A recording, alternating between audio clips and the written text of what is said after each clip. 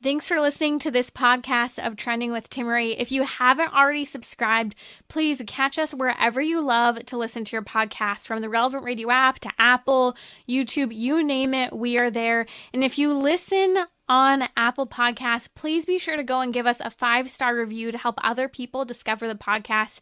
Anything you share in terms of episodes, whether it's texting it to a friend, posting on social media, helps to build up the kingdom for God, to help confront the challenging issues we face as a culture, but with joy, with hope, and with an eternal perspective where our faith collides with everyday life, bringing eternal principles to help us live our life joyfully.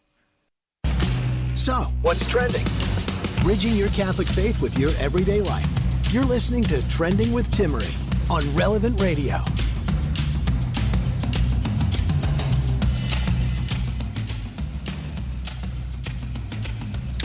It is our weekly marriage hour today on Trending, and perhaps you've been in the engagement scene already and you have moved on, whether it was a good engagement, difficult engagement. I don't know about you, but marriage prep was difficult. A lot of the pre-Cana and engage encounter retreats, I will say, even coming from the church, were just absolutely awful. We'll talk a little bit about that in a bit, but joining me in just a few moments will be Emily Wilson. She's a YouTuber, author, and a Catholic speaker, and she has a new program for women called Navigating Engagement with Peace, Joy, and Gratitude. This is a program that is so needed to help fill the void in marriage preparation, not meant to replace some of the programs that are out there, but to help especially women through one of the most serious and intense transitions that you go through in life. I would say, apart from having a baby, that is getting ready to be married, to be a wife. And nothing can prepare you for everything you'll experience. But Emily truly is touching on the hearts, minds, and faith of many women. So we'll talk about that in just a moment. Preparing for the wedding day itself, preparing to be married. Also, in just a little bit, I'm going to share with you a young person's story who recently reached out to me, who detransitioned after following and chasing down a transgender identity and even taking cross-sex hormones. This is big news, especially with the latest news from Target and what they're selling to help kids hide from their parents when they are choosing to, quote unquote, transition to the opposite sex. I'll tell you a little bit more about that in just a moment. If you're single and looking for a spouse or struggling with infertility, I would love to pray with and for you. The number is 1-888-914-9149. If you don't make it on air to pray with me, we are taking all of your names and we will pray for you here during Trending.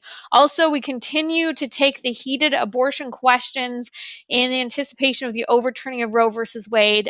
All of us getting prepared to be better equipped to respond to some of the challenging questions circling around abortion. If you have a question, numbers 1-888-914-9149.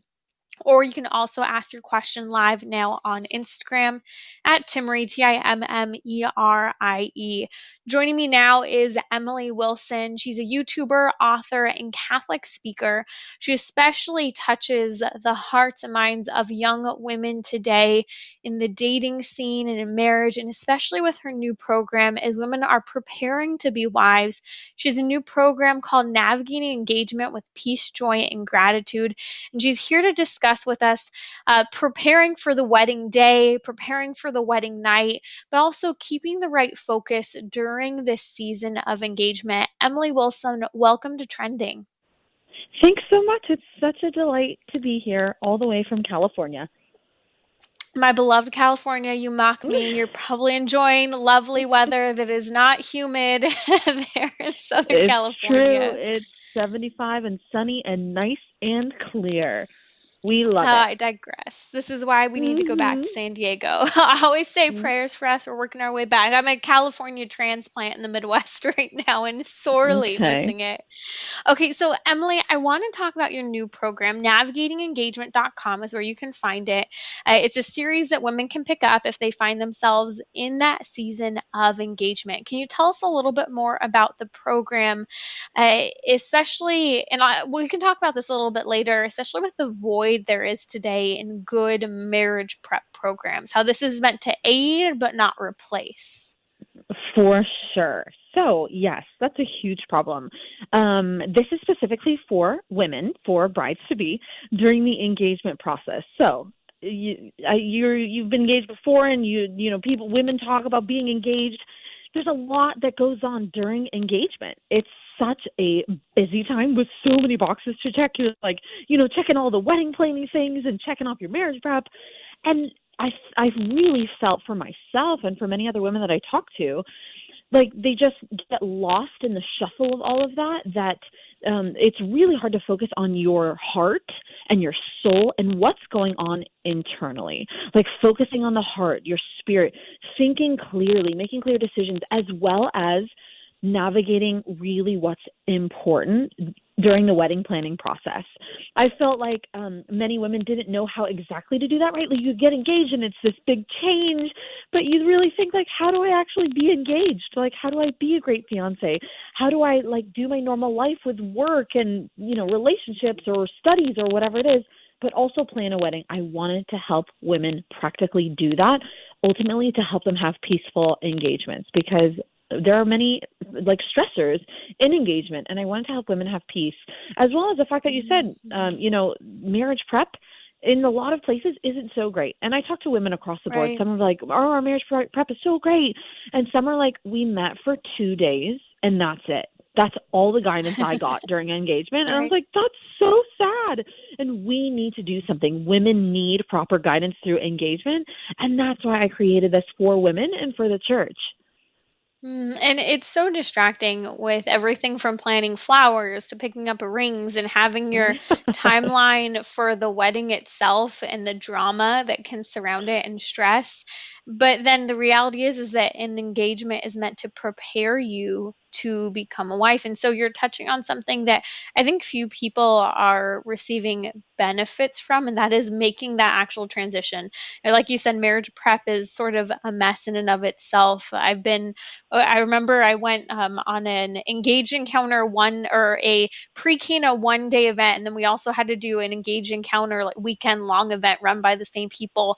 And I went to my priest and I begged him after the single day event, please don't make me go. It was so terrible Oh, that, I can't even imagine. And what's sad is that most of the people there were in relationships where they were living together, and there was nothing ever said about chastity before marriage or chastity in marriage, or preparing for some of the difficult conversations that will be had before and inside marriage. So this is a program that will help women in putting the right focus into that season of engagement. So how does a woman keep her focus on what matters during her engagement?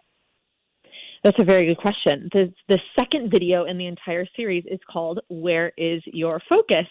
And it helps brides to put their focus on what really matters. And it gives them practical tools in order to help them do that. Ultimately, it's just about when you're engaged, looking at your priorities, right? It's true what you say. You do a 1 day thing and then a weekend thing, and you spend 3 days preparing for marriage.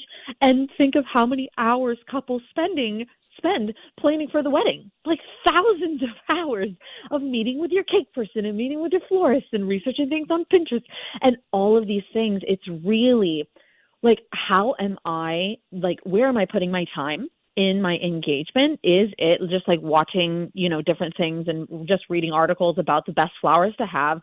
Or is it in, okay, maybe my marriage prep is crummy at my parish, but how can I look into maybe preparing better or seeking out a mentor couple myself?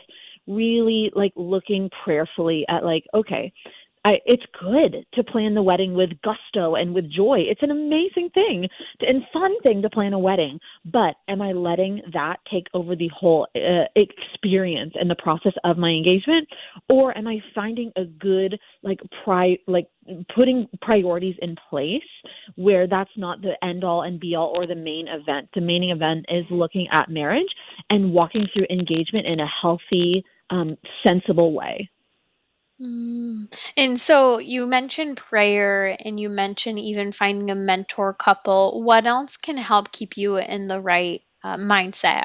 Do you, in your program, Navigating Engagement, have recommended prayers? Do you have, educational resources that you recommend to women for them to use during this season? I do have prayers. So throughout navigating engagement, there are 10 videos, and then each one comes with a journaling worksheet. So that aids a woman in, walking through prayer, because I think a lot of the overwhelm in engagement as a bride to be myself, it was like, when I go to pray, I don't even know what to pray for because there are so many feelings. And like you said, there's so much drama and there's so much interpersonal complexities that come up during the season of engagement, whether that's with your mom or your dad or your in-laws or whoever that might be, that it's like there's so much going on in your heart when you sit down to finally pray. It's like, what do I even say to the Lord? Like what is there to say? And so I wanted to help women put words to that. So for each topic in navigating engagement, I wrote an original prayer that women can really dive into and look at things to pray for throughout each facet of their engagement, whether that's loving their fiance well, bringing out to prayer to how to be, you're not trying to be a great wife yet, right? You're not married. How do I live life as a great fiance? How do I love him well as discernment? That's something that I think is really lost in engagement. And I think that's something people are talking about a little bit more, that engagement is not a marriage and that discernment of whether or not you're going to marry this person should take place. And I help women pray through that as well, because I think it's really something important to take to prayer and have guidance on.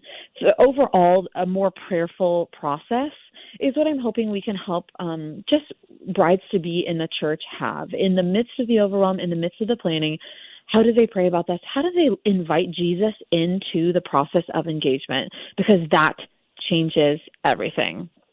Let's talk about, you mentioned the fiance and the place that the fiance plays and everything. Like you say in your navigating engagement program for women, sometimes it's easy to lose the groom in the process. Yeah, With it totally is. some men are involved in wedding planning, many are not. They may be there to put out fires between the two families or somehow facilitate putting together the guest list. And maybe do some tasting, if anything Hmm. else. It's not a whole lot more. So, how do you guide women in fostering that relationship with the fiance during engagement and not kind of almost losing the relationship during the engagement itself, beyond kind of those happy feelings of, hey, we're getting married and this is really stressful and exciting at the same time? Yes, it's a very challenging thing to do. Loving your fiance well is not something that comes easy. In the midst of the planning, as a bride who's immersed in wedding planning, it can be easy to just, be complaining about everything. Oh, this lady didn't call, and this and that and this and that. And so my goal is to help guide brides to be, fiancés, female fiancés, to really prioritize the heart and the feelings and how their fiance is doing. To stop, this is what I encourage, I have a whole video on this, loving your fiance well, encouraging them to stop, say, how are you really doing? Right? And not saying you can't cry about this, you can't, express your frustrations, but to really remember that when a man is looking at marriage as well, it's a big change that he's going to go through as well. Becoming a husband is a huge change. Becoming possibly a father is a huge change. And just not dismiss the fact that while I, as a bride to be, am going through big changes and emotions and all these things, and there's all these parties and all this stuff, he's navigating emotions too. And he's going through stuff too. So to stop and really ask him is one of the first things I share with women. That's so vitally important. Mhm. And helping him through, perhaps many grooms experience fear. They experience doubt. They have one of these moments of, what on earth did I do? And look at everything that is on my Totally. shoulders moving forward. And so often the other, the soon to be wife, the bride, can help in navigating a lot of those emotions if those conversations are actually being had. Interesting question that came in. And if you're joining us, you're listening to Trending with Timmerie here on Relevant Radio. I'm joined by YouTuber, author, and speaker Emily Wilson. She has a new program for women available at navigatingengagement.com. It's called Navigating Engagement with Peace, Joy, and Gratitude. We're posting a link to it on social media now, and I've tagged Emily on Instagram. You can follow her great work, especially reaching out to women there. Emily, a question that came in from Dr. John has to do with wounds. And so, how often wounds don't come up until many years into the marriage. He himself experienced this with his ex wife, who had some sexual molestation wounds in her past. And so, is there a part of your program that helps to address some of the brokenness that many women may have gone through before and need to kind of reconcile with, go to confession and heal from in order to have that deeper and better relationship with their soon to be spouse? For sure. I talk about that. The interesting part of, the matter that you bring up is that it's so different for every woman. So one of my greatest encouragements for the women, and even like having them share about it with their fiance, is to go to counseling. Just to, if you feel like there are things coming up, right? And it's true. When you get engaged, things start coming up, these fears, these wounds, this brokenness, these things that maybe you like talked about with in dating, but that need to be addressed on a deeper level. It is so important that we don't just say like, oh, well, like this is normal, or, oh, well, we talked about it, so, we can move past it. If people who are engaged feel these things coming up, it is so important to go to counseling, to see a great therapist who can really give you the practical tools and guidance that you need. And I share about that and how important it is in navigating engagement, because there's no way to be healed from everything before we get married, right? It's not like we come to this perfect place where like, I'm perfect now. That's like, I have to be perfect in order to get married. We all bring things into marriage, but the more we can work through those, right? And with the help of a professional, if we need it, to give us actual real guidance and support and practical tools to do that, to do that healing work, the better off we will be. That's not to say, like I said, it's all going to be fixed, but in order to enter marriage in the most healthy way we can, to seek counseling is a really, really great gift we can give ourselves in order to prepare for marriage and enter into marriage in a healthy way. That's Emily Wilson here on Trending with Timmerie. You can find her new program, Navigating Engagement with Peace, Joy, and Gratitude, at navigatingengagement.com. We've posted a link on social media at Timmerie, Timmerie, to find that link. And we'll also include it in the podcast notes for today's episode. Be sure, if you know someone who's engaged, especially a young woman, that you pass on this podcast to her with Emily Wilson. We'll be right back during our marriage hour talking about ways to better prepare for the wedding day and wedding night. So, what's trending? Bridging your Catholic faith with your everyday life. You're listening to Trending with Timmerie on Relevant Radio and the Relevant Radio app.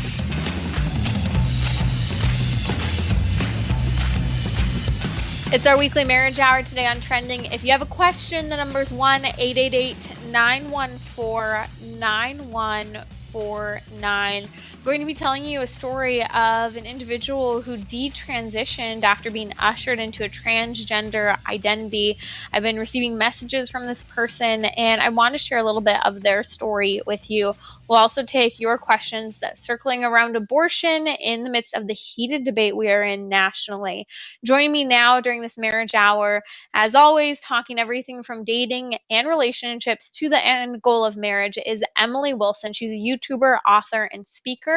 You can find her latest project at navigatingengagement.com. It's a program for women to prepare for their marriage and to give additional aid during that engagement season. If you know someone who's engaged or looking to become engaged, please share this program with them. Marriage Prep programs and classes are terrible for many people. And I know so many people often say, I did not feel prepared when I went into marriage.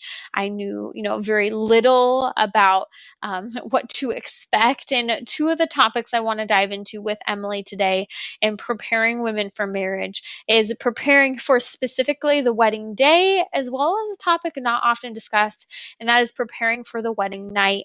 Emily, what tips do you give women in navigating engagement to help truly prepare their hearts and their faith for the wedding day itself? So in each video, in navigating engagement, I have a scripture verse. And on the day of your wedding, I share the scripture verse, rejoice always, pray unceasingly, and give thanks in all things. So I share 4 pillars that they can hold on to during their wedding day. Rejoice always, pray unceasingly, give thanks in all things, and let it go.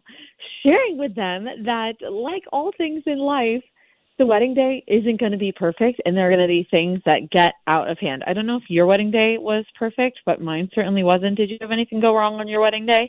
Oh, things always go wrong. I think the food showed up super late, and the rain was so intense that I think like at least a third of the people who were supposed to be there weren't there, and we had to move the reception inside in San Diego where it never rains. So I digress. Oh It my was gosh. a record-breaking day for rain, but apparently that's good luck, and it made for fun photos.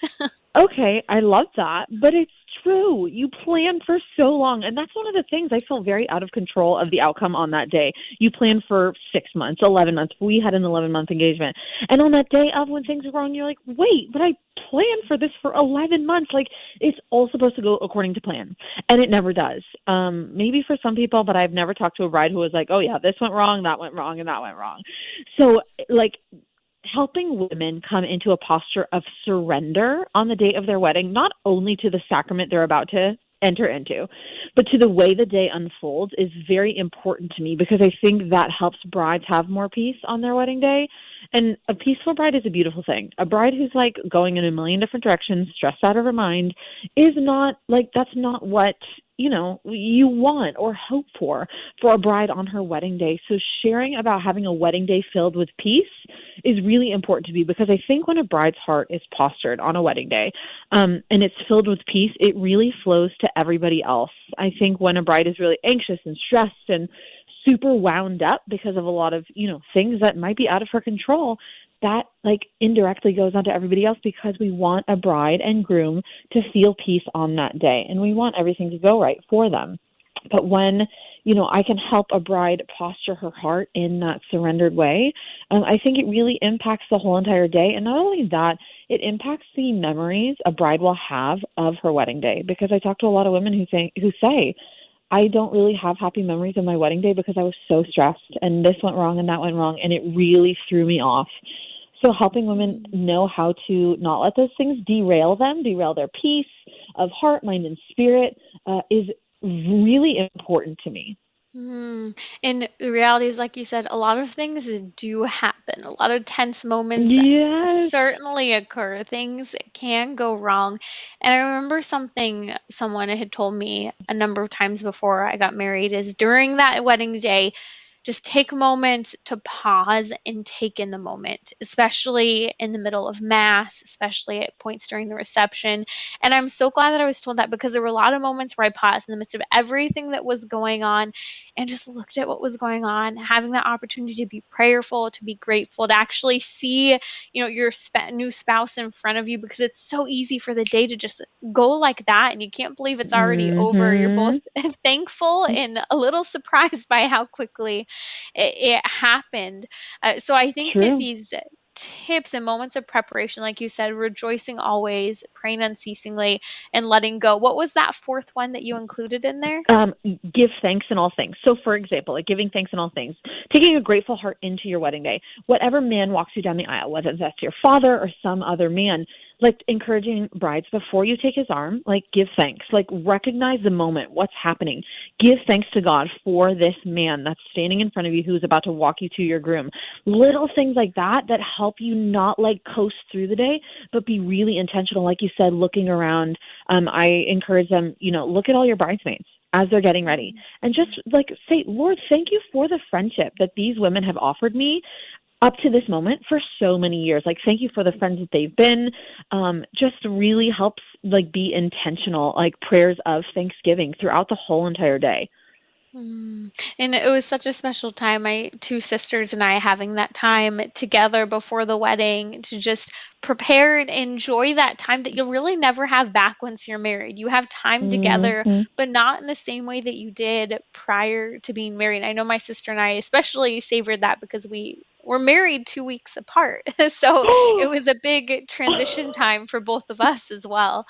Uh, Funny enough, Emily, Wow. a couple years later, we then had a baby exactly a week apart as well. So No that is way. 2 weeks a apart. funny My time. sister and I got married 8 months apart, and that was pretty close as it was, but 2 weeks is about as close as you can get. The story goes she was engaged, or both engaged, and her husband was stationed in Bahrain in the military, and he was guaranteed leave for a Christmas wedding. And the same day she was putting invitations in the mail, because he was lower on the totem pole, they changed everything up and said he couldn't go home for his wedding. And so she had to rearrange her whole wedding, and the options were 2 weeks prior to my wedding or a week or two after. And so I said, "You go first, we're good."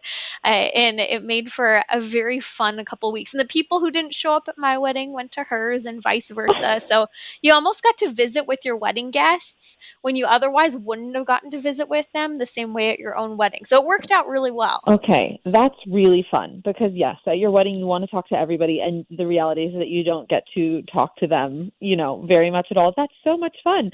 And that's another thing about navigating engagement is that brides to be who are engaged, like friends who are engaged at the same time, they can enroll in the video series and they can walk through it together. So you can do it as an individual or have like groups of 8 engaged women who meet on Zoom. They watch 1 or 2 videos and they talk about it. And I think that's such an important part of like needing community and needing women who understand where you are and how you're feeling. I think it's so sweet that you had that with your sister, because I think it can be very lonely and you can feel like I'm the only one who feels like this. But when you're walking with other women who know right then and there what it feels like to be engaged, what it feels like, to try and be planning a wedding as, outside of a pandemic, right after 2020 and all the craziness. It's really cool to be able to have community with other women who get the season that you're going through. So it's just so sweet that you had your sister for that. It was very fun. Now, another part of the marriage preparation, if you're just joining us, you're listening to our weekly marriage hour here on Trending with Timmerie. We're talking about that engagement season.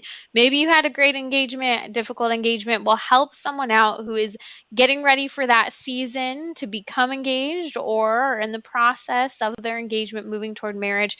Check out Emily Wilson's program, Navigating Engagement. You can find it at navigatingengagement.com. We post a link on social media as well as it will be in the podcast notes for today's show.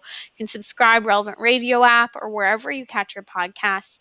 Emily, the question I receive probably most often from engaged couples, especially from the women, is a lot of fear and nervousness circling around the anticipation of the wedding night and all that comes with that.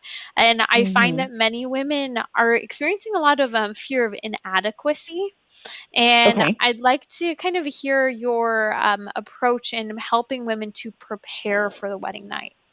Yeah, absolutely. So I have a whole video dedicated to, it's called The Wedding Night, in Navigating Engagement, and my sweet husband joined me for that episode, because I felt it was very important to have his voice as well. And the approach, that I always take into the wedding night is like different people bring different experiences into the wedding night. And no matter what they've chosen, living chastely, maybe they had a conversion, whatever you've been through or experienced, we address all of that in the wedding night, coming from wherever place you're coming from. I think the most important thing that we share about in that video is talking about expectations. And I think it's a really great practice for marriage for a couple to ask each other, what are your expectations for the wedding night? Because some people might have a different vision of how things are going to go. Maybe someone envisions like after the reception, we'll go to, just to get dinner because we won't eat, and then we'll go to the hotel after. Or like there could be so many different ways that a person sees it going. So I think one of the most important things is for a couple who is engaged to sit down and say, what do you envision our wedding night going like? This is something that they won't have you ask in marriage prep, right? On your engagement kind of weekend, they're not talking about these things. So I think that it's really important to talk about expectations, but really to also pray through that, right? Like you talked about feelings of inadequacy or fears or struggles. I had a girl, she just reviewed this video, and she said, like, I'm just crying my eyes out because I feel so much more at peace because I was really stressed about this. And she said, I didn't realize like how many stresses I had or how much I was like just feeling fear about the wedding night, when like you've guided me to see that there's nothing like to stress or to fear about, but to really bring like those feelings that I might have and talk about them with my fiance, and also bring them to the Lord, right? The Lord is like, has created like the design for marriage, the design for sex, and like bringing him into that, the fears, the worries about inadequacy or whatever that might be, encouraging women as they approach their wedding night, again, whatever their past or history might be, to approach that with prayer and invite the Lord into their preparations and their heart is really, really key. And then something else that Daniel, my husband, and I talk about is like the reality that the physical relationship between a husband and a wife is for a lifetime, right? That there's so much pressure that's put on the wedding night to be this perfect experience and all these things, and you like have these expectations, but to realize that you have a lifetime of learning to love one another physically, emotionally, mentally, spiritually, and that it's a process and a journey, and then that's a good thing. That it's not like, oh, we have one shot to have a perfect wedding night. It's no, we're beginning a new part of our marriage, of our married life, and that's a good and beautiful thing. And that's the way we always should approach it, that it's a good and beautiful thing. And I think touching on even, and I don't know if you do this, but touching on some of the practical elements and everything from the pornified culture we live in, that you need to know whether or not, the person you're marrying has struggled with pornography in the past, and how this may impact and wound expectations entering an intimacy, and talking through that ahead of time. Like you said, those expectations are really important, or brokenness where there may be sexual abuse on the side of one individual, or even just for some people, they experience a lot of pain the first time they engage in intercourse, and no one really talks to them or prepares them for that. And so there are a lot of practical things that can be discussed ahead of time. And I believe your series does go through to help women in this direction, correct? Yes, we do. We get into the nitty gritty, right? That's what we say, like really specific, detailed things that they're not going to give a talk on in marriage prep. My husband and I talk about that. And one of the greatest encouragements that we give in the midst of talking about really detailed things and just sharing really practical tips, right, that, you share with people who are preparing for, sexual intimacy within marriage, is to talk about it with someone you trust, right? Whether that's a sister or a friend, someone who is married, to just talk about like what to expect more specifically in more detail, with someone that you trust who wants to guide you in that way. Because when we're left anything in life to figure things out on our own or just to navigate it alone, I just don't think it's helpful. So that's why my husband and I wanted to gather together for that video to really help guide like couples in that way. I think it's super important and something that the church hasn't done a great job of for a long time. That's Emily Wilson here on Trending with Timmerie. You can find her program for women called Navigating Engagement. We posted a link on social media as well in the podcast notes for today's show. You can also follow her on social media, especially Instagram and YouTube. Just look up Emily Wilson. I've tagged her on my Instagram page at Timmerie, Timmerie. I'll be right back here on Trending to share a funny story actually about our wedding night, as well as sharing the story of a young individual who detransitioned after going through a hormonal so-called transition. We'll be right back here on Trending.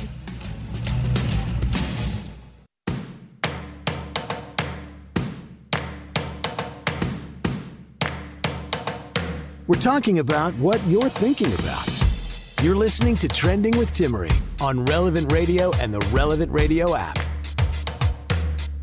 It's our marriage hour, and as we were talking with Emily Wilson about Navigating Engagement program, navigatingengagement.com, preparation for women, I kept thinking about our wedding day, my husband Gabriel's and mine, our wedding night, and all of those things. And it's funny, I was thinking about the day I mentioned earlier. It rained cats and dogs. We had a historic torrential rain in San Diego. It never rains in San Diego. I mean, it does, but if you live there, you know what I mean.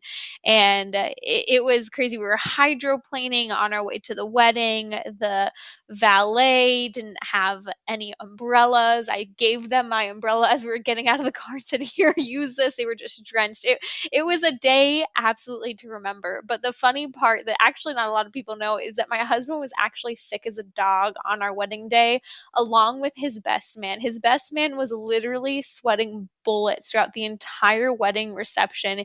He was so sick. And my husband on our wedding night was like shivering. He was so cold, running a super high fever. I think he had about 20 blankets on him just to stay warm because he was so cold that night. It's funny. We joke that he was having cold feet, but that wasn't the case. But there's also a very special tradition in the church that not a lot of people talk about, and it's the tradition of the Tobias tradition. You may know the book of Tobit, where Tobit sends his son Tobias on a journey to collect some money, and he encounters Saint Raphael, or should I say Raphael the archangel. He is accompanied on the journey. He ends up meeting a woman who he eventually ends up marrying. This woman had 7 husbands who died on the wedding night.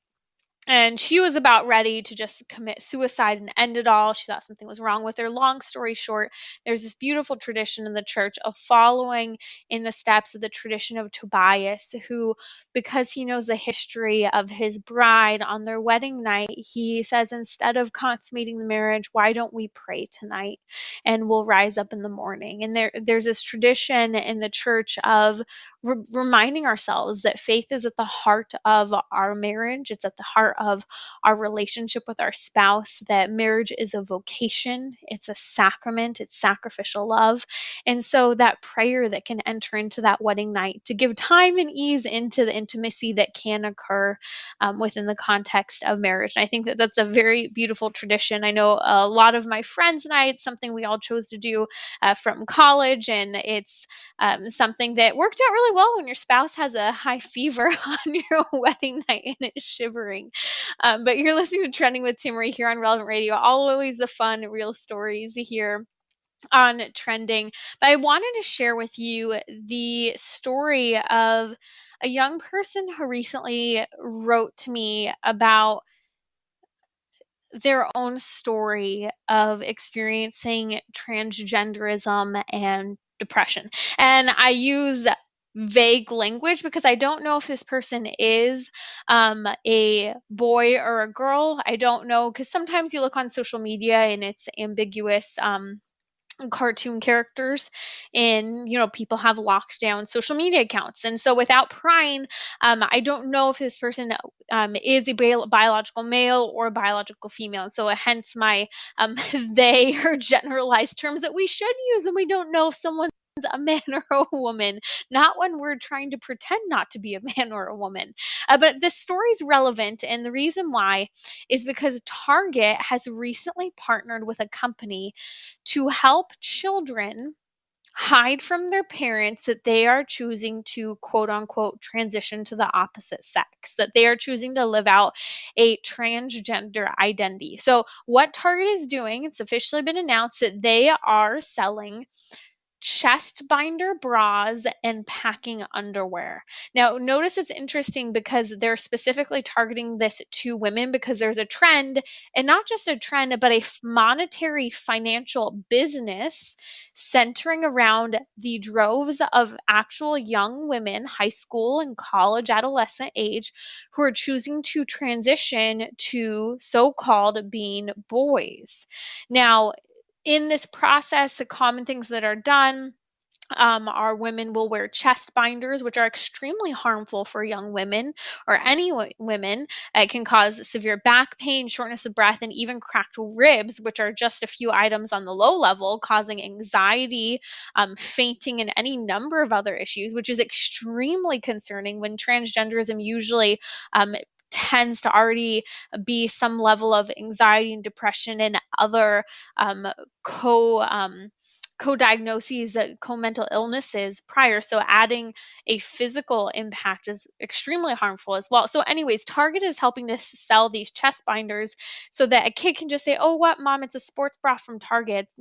They can't suspect anything. And then also packing underwear to make it look like, what's going on in your pants for a girl that doesn't actually have those parts. So all of this is coming from Target, and it's being targeted for young people to hide this from their parents. Now, I bring this up because we don't often hear the real stories of young people who are going through so-called transitions. And I was recently written to by a young individual who has detransitioned.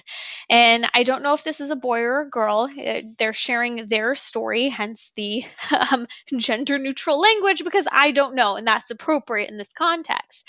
This is what was written to me. It's not too different, that is this experience, from the usual detrans story, where I was looking for anything to point at to blame for a general feeling of depression I had, and falling into the idea that there are some signs, quote unquote signs, that everyone who is trans has. So this person starts by writing me saying, my story is the same as many people. I was looking for something or someone to blame, but I was actually struggling with depression. And in the midst of that, I was looking for some kind of quote signs that would say, oh yeah, I'm actually the opposite sex. And you see, the transgender community tries to find signs of self-doubt or discouragement that many young people already experience, but especially if someone who's starting to experience gender dysphoria probably has experience, but that doesn't mean that they're transgender or the opposite sex. This person went on to write to me saying, gendering behaviors when they didn't need to be and surrounding yourself with people who do the same. Said all these things led this individual to have more doubts about what I was doing as far as 9 months into hormones. But this person said, I got pushed to keep going by some people instead of going to get mental help. So 9 months into doing hormones, when this person's already having doubt about quote unquote transitioning, this person was surrounded by pro transgender individuals, and these people were encouraging them to continue with cross sex hormones instead of getting the mental help that was needed. But here's the good news: this person has detransitioned. It started in part with a panic attack that really showed how bad the mental state was. This person decided to pray and give God and church another try, started to receive helpful therapy, and through church prayer and therapy has detransitioned. And I share this story with you because I hear from so many parents whose kids are struggling with transgenderism. I hear from young people who are detransitioning, and these are the real raw stories that no one's telling the truth about. When I was getting to talk to this person this week, I encouraged this individual to go to confession regularly. This battle circulating around sexuality and gender identity is a physical, mental, spiritual, psychological battle. And we need all sides covered. Mental health and therapy is important. Prayer and church is important. Going to confession, even if you don't have, and this is for anyone who's struggling with anything, not just someone who's struggling with gender dysphoria, but going to confession, even when you don't have a mortal sin, for your smaller venial sins, helps in pouring an abundance of graces down upon you.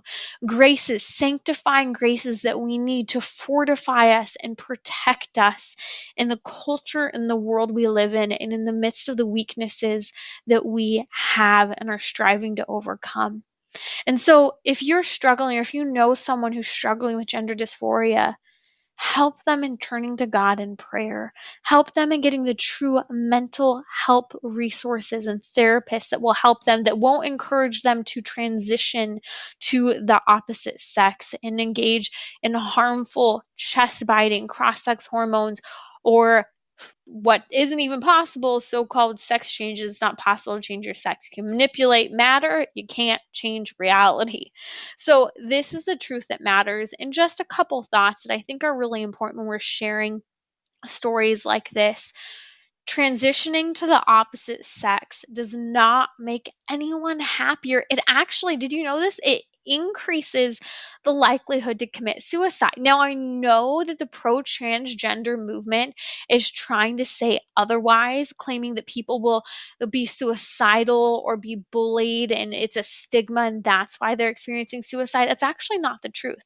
And some of the longest studies done and most comprehensive studies that have been done, and by the way, they're never in the United States, but in other countries such as Sweden and the Netherlands, what they've shown time and time again is that when there is actually some follow up, not just a year, not just a couple months, and not just 5 years after a so called sex change surgery, you can't change your sex, not possible, or after cross sex hormones, what they see is that while the first couple years tend to be the so called honeymoon phase, moving past the first couple of years, especially getting into years 5, 6, 7, 8, and 9, this is where you start to see the suicide rate increase. And the reality is that people who have gone through with a so-called gender reassignment surgery or sex change surgery, whatever you want to call it, it's not possible. You can manipulate matter, you can't change reality. Those individuals who go through with this experience a suicide rate that is 20 times higher than their peers. It's been made very clear that people who suffer from gender dysphoria have other mental illness diagnoses along with and preceding gender dysphoria. It could be anxiety, it could be depression. As I shared with a young individual who wrote to me this past week, this person was struggling with depression and needed to be treated for depression before this person ever should have received cross sex hormones. And we need to tell the truth and help other people who are struggling. At the end of the day, this is a crisis for our young people. That's why I hope you'll listen to the podcast. I'm linking to it on social media now, and it will be available in the podcast notes. Please share this episode with someone who's struggling with the whole idea circling around gender dysphoria and thinking that it's the most compassionate to share. But I did a podcast a couple weeks ago with a licensed marriage and family therapist, Michael Gasparo. He's at the forefront addressing this crisis centering around gender dysphoria and same-sex attraction. And we talked about the real need that young people have and how to incorporate this of helping young people to accept and love their bodies and the biological reality of whether they are male or female. And so I hope you'll listen to that podcast. We're linking to it now on social media. Follow me at Timmerie, Timmerie, or catch it in the podcast notes, relevantradio.com, or wherever you catch your podcasts. Be sure to subscribe and not miss an episode. Okay, in the last few minutes there are a lot of questions that are coming in, and I want to jump into a lot of these. Oh my goodness, so many questions on the abortion front. First, though, a reminder, tomorrow is the feast day of Our Lady of Fatima, and it's also the day that the United States Catholic Conference of Bishops has invited you and I to fast and pray the rosary. We'll be fasting and praying for peace in our world and for an end to legal abortion in the United States. Answer our bishop's call to pray the rosary for these intentions and bring your own to the heart of Mary, our mother. You can join Father Rocky for the Family Rosary across America here on Relevant Radio, the Relevant Radio app, our website this Friday evening at 7 p.m. Central. Our Lady of Fatima, Queen of Peace, pray for us. Okay, there are a ton of questions. I can't get to all of them, but I will tomorrow. But I did have a question come in because I discussed earlier this week Plan B. Plan B, also known as the morning after pill. That a lot of people take and a lot of young women take. I don't know if you know this, we see this in the crisis pregnancy center where it's harder than ever to reach the abortion minded woman today because many women, especially young women who aren't married, every time they have sex, they're actually taking Plan B because they don't want to get pregnant. And so we're seeing a lot of very early, what we could refer to abortions or Plan B functioning as a contraceptive. Now, here's the deal. People will say, well, Plan B is a solution to reducing abortion numbers and is a solution for after Roe versus Wade is overturned. But I explained that Plan B is actually an abortion. It can function either as a contraceptive preventing sperm and egg from ever meeting, or can function as an abortifacient and kill a baby and prevent a baby from implanting properly in a woman's uterus where it needs to be nourished and grow for those 40 weeks of pregnancy, or 38 weeks, again, that whole thing. So here's the deal. I've received a number of questions where people have said, Timmerie, hello, you're wrong. Plan B does not function as an abortion. And I Googled this and I can't find anywhere the stats or any information backing up what you said that Plan B functions as an abortion. Okay, number one, if we're still using only Google for research, we need to make sure we're using other search engines because the results on Google are highly skewed and we don't always receive truth there. So that's just a side note. But here's the deal. And I actually received another question where someone, Kiara on Instagram, hello, a young woman actually I trained in pro-life work at a pro-life training camp, Vox VT. She said, I've been researching and many of the arguments in the research I'm doing shows that life doesn't begin at conception. And this is why people will try to claim that Plan B is not an abortifacient. So stay with me here. Generations have been duped, and the medical profession is actually lying to us. I want to shed some light on this. The definition of pregnancy has been changed by one organization over time that has been trying to convince people that abortions are not occurring. ACOG is the American College of Obstetricians and Gynecologists. And back in the 60s and 70s, they altered the definition of pregnancy. They altered the definition of pregnancy to ignore the science of embryology, acknowledging at the moment of fertilization, also known as conception, that a new unique human life begins and exists, and that this occurs outside the uterus when fertilization, also known as conception, occurs. What ACOG did is they made it seem as if this doesn't occur until implantation, that no new life occurs until implantation. So what they've done for years is convince people that Plan B in contraception is not an abortifacient, but it is. You can't rewrite reality, and even Plan B and the FDA know the truth that this causes an abortion. This is Timmerie from Trending with Timmerie. Friday is a feast day of Our Lady of Fatima. We'll talk about this great Marian apparition and its significance in our life. I'm joined by NAPRO and fertility specialist and infertility specialist, Dr. Susan Caldwell. We'll also dive into a little bit of my health journey. I know a lot of you have been asking about food allergies and everything that I've experienced crossing over into fertility. So join me Friday at 6 p.m. Central on Relevant Radio or the Relevant Radio app.